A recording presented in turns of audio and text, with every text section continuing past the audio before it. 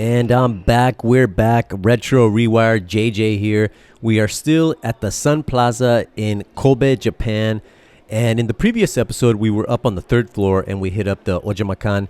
And now we're going to Surugaya, which is on the second floor. And I actually started off here during my visit. Now, this marks the second time that I visit this location. And overall, I guess the amount of games is still roughly the same. They kind of switched the positioning of the showcases, so that kind of gave the impression that it was a little bit smaller. But when I really think about it, it's more or less about the same size. But they got a lot of the current gen stuff as you enter, and I'm definitely gonna check this out because sometimes you can get some good deals. But unfortunately, that wasn't really the case. Now, I really do want to pick up a copy of Dragon's Dogma here, but as you can see, it's about 8,000 yen. If you go to Furuichi and select book offs, you're going to find it for 2,000 and some change. Now, granted, I think that copy was new, but sometimes you just got to go with the used copy. And here we are here I am rather, just kind of walking about the store so you guys can get a feel for its layout. Here we have the Armored Core Verdict Day Collector's Edition. I remember I picked that up early on when I started my channel about 4 years ago, and I paid 1,500 yen. And I really do love the little Armored Core figure, but all sorts of cool things in here. And here's the official SCART cable for the PlayStation 1 and various controllers. Nothing that really was calling out to my attention but actually I'm a liar. This thing right here, Nintendo GameCube. This is the official Club Nintendo GameCube controller. Definitely a pricey one. And it got my attention. It's not something that I really want, but it's stuff that I do like, I guess just taking a peek at every now and then. But if you're into collecting that Club Nintendo stuff, hit this place up. They may still have that. Here we have some GameCube titles. And I always like to look at Biohazard Zero. It's 1,200 yen, and that's usually a good indicator of the pricing for the most common titles. Because Biohazard Zero is a title that you can sometimes find for like 100 yen. So that kind of says a little bit. And honestly, when I first arrived here, I was just kind of, as we see here, the images on screen, I was just kind of browsing. And the initial impression that I had was a little bit, underwhelming. Although House of the Dead Overkill, I definitely want to pick up a copy of that. That's also available on the PlayStation 3, and the PS3 edition does support stereoscopic 3D. I have a PlayStation 3D TV, and I love playing with that feature. And then here we have Star Fox, and I definitely want to replace my copy of Star Fox because that's my favorite N64 game, and I love the 3DS version as well. But on the N64, my box is a little bit beat up, but a really solid game. And then here we have Bayonetta for the Xbox 360. Kind of interesting that they bundled the Xbox stuff alongside the N64. And look at that cover to Halo. Halo is such a great game. I still love playing that game. In fact, I'm currently playing the Master Chief Collection. Well, when I'm back at home. Currently, I am in Osaka in a hotel. And I'm probably going to be in Osaka for the next few months as I'm involved with the heavy work project. But here's Crazy Taxi 3. And then we have Jet Set Radio Future. I really do hope that those get like an HD re-release, preferably in a collection. And I love that version of Dead or Alive 2 Ultimate. A really great version. And then up top, we got some more machines. And that's the thing, when you're at this location, definitely, look up and down. It's very vertical. They have some really high-profile consoles, which we will see later, way up above. But we got the PlayStation Vita titles.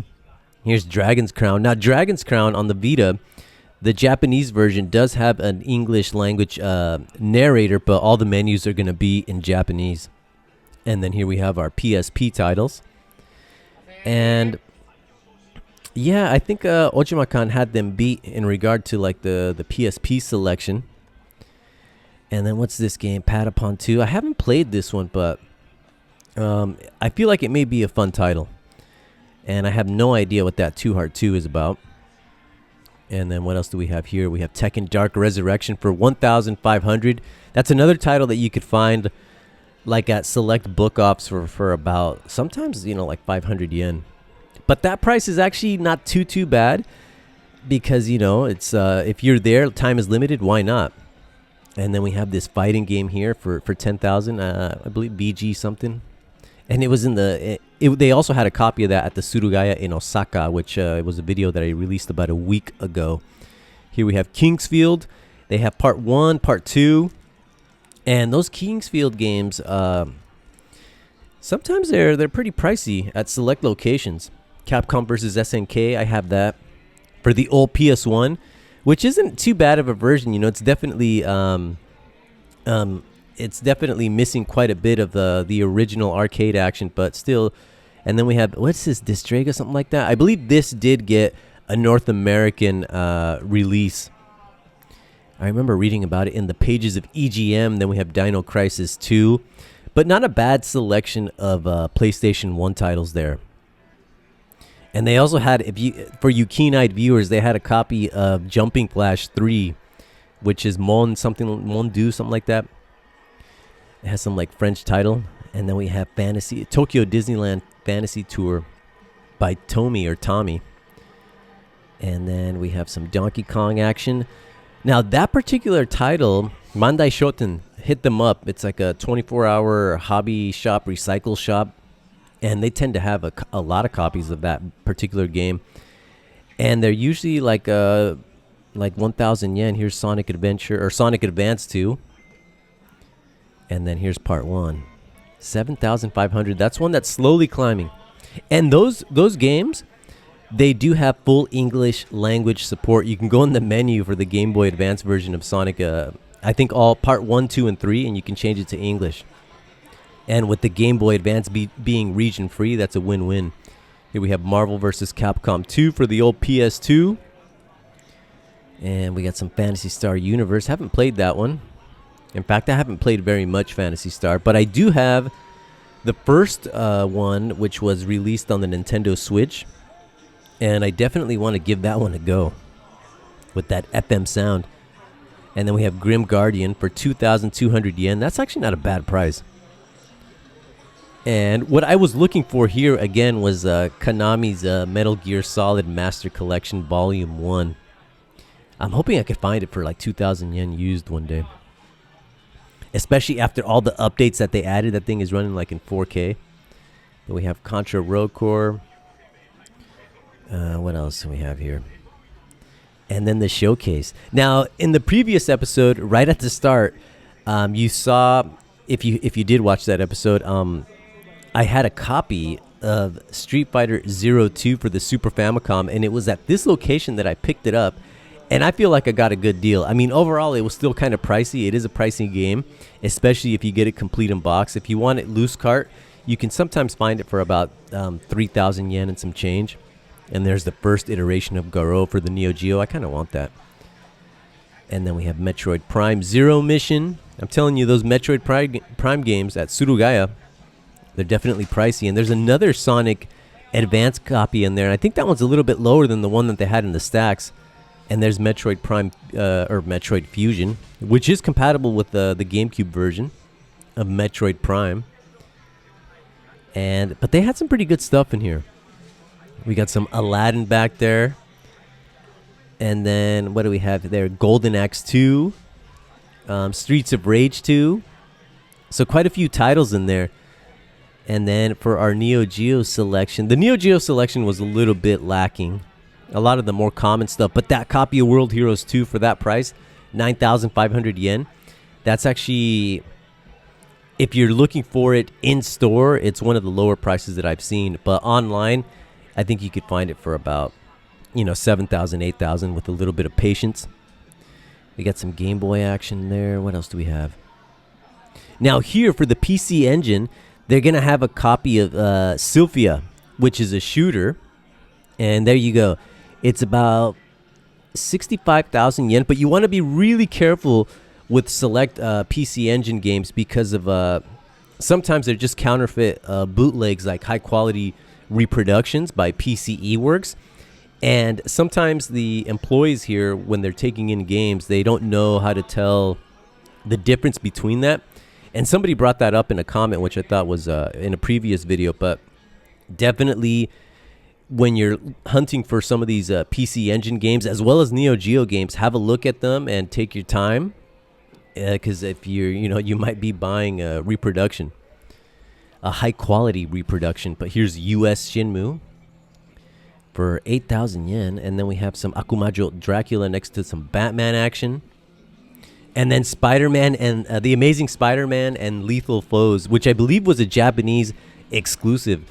And then we have this last something UX for the N64, which I posted that on my Instagram account. I haven't seen that game.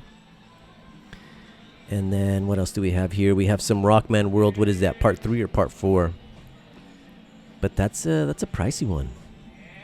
I have about 4 of the Rockman World games, and then R-Type. That's not a bad price, especially with with the box and everything. And I did bring that game with me to Osaka, and I'm currently playing through it on the old Game Boy. Great game. Man, what else do we have here?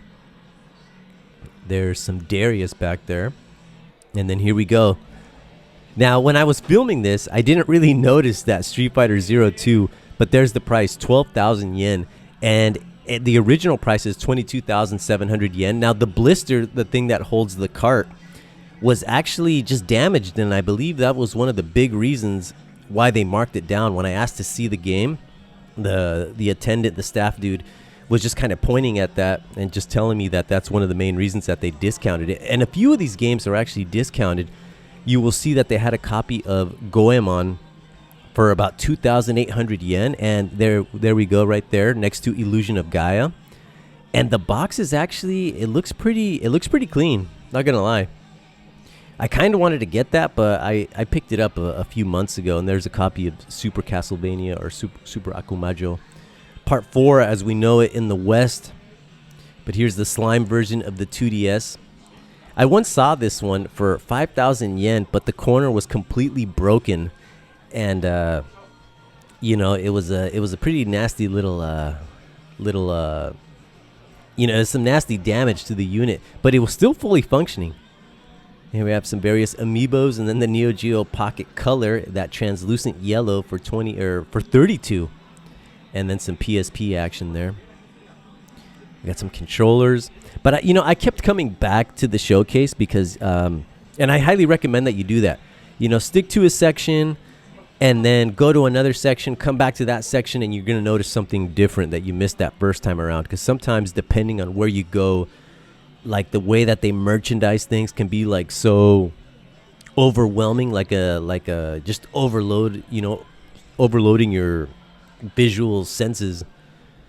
But yeah, anyway, we got some Sega Saturn titles here. I looked through this, but there was nothing of particular interest. At least I think I had everything that was reasonably priced. But here we have some Seaman action, and as well as some of those Get Bass controllers for the Sega Dreamcast. And here we go. We have Cyberbots. Now, this one was up top in the shelf for 7,600 yen. Now, this one, occasionally I will see it for about 4,000 yen, and that's a great game. And it's also available for the Nintendo Switch. Here we have a Neo Geo that's been marked down to 84,000 yen. And it's saying that, like the arcade stick ball has cracks in it, which is to be expected, and that the actual unit has some scratches. But if you ask, they will bring that down, and you can get a first-hand look if you're in the market for an AES unit in the box. Some places have it for that same price without the box. The AES is definitely one that has climbed. Now, Power Stone 2, this one, I'm not going to lie, I kind of wanted that. But that will be included in the Capcom Fighting Collection Volume 2, Parts 1 and 2. And Power Stone is also available for the PSP, but a lot of great titles here for the Sega Dreamcast. Although the selection was small, but, there was a lot of heavy hitters in there.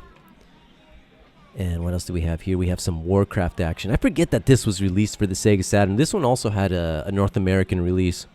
I wonder how it fares. And I wonder if it's compatible with the mouse.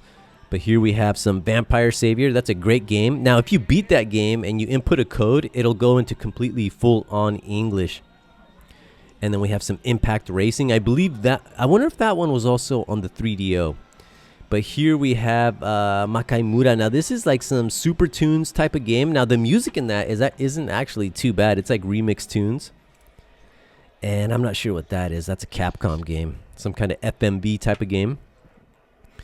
And that's kind of like a strategy RPG, I believe. I'm not sure what that one is with the weird face on it. But we have Thunder Force 5. They had 2 copies of that.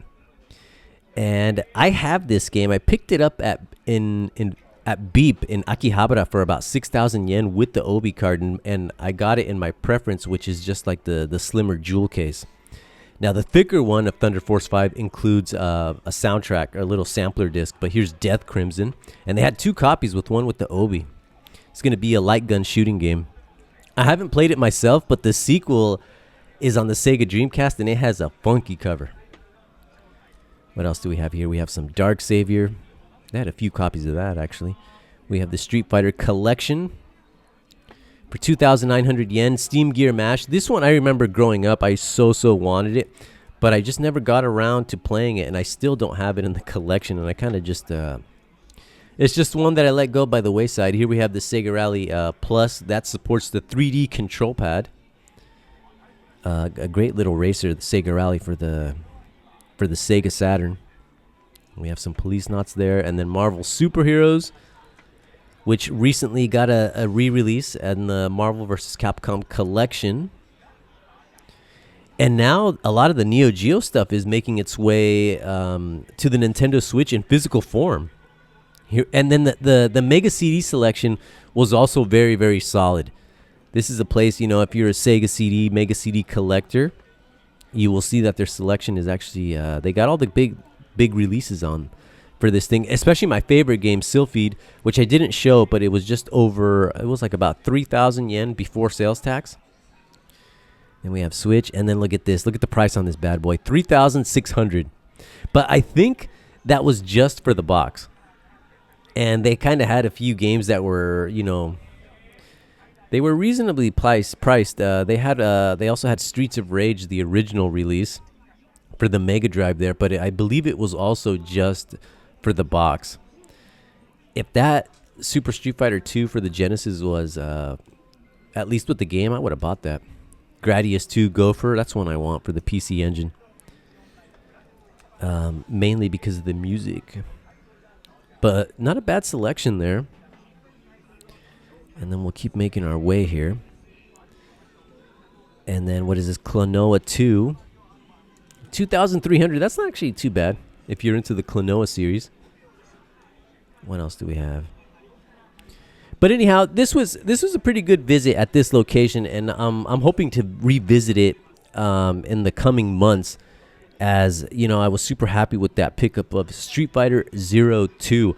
But anyhow, that's going to be it for this episode, guys. And I hope to see you all very soon. In fact, in a few days. So until then, ciao.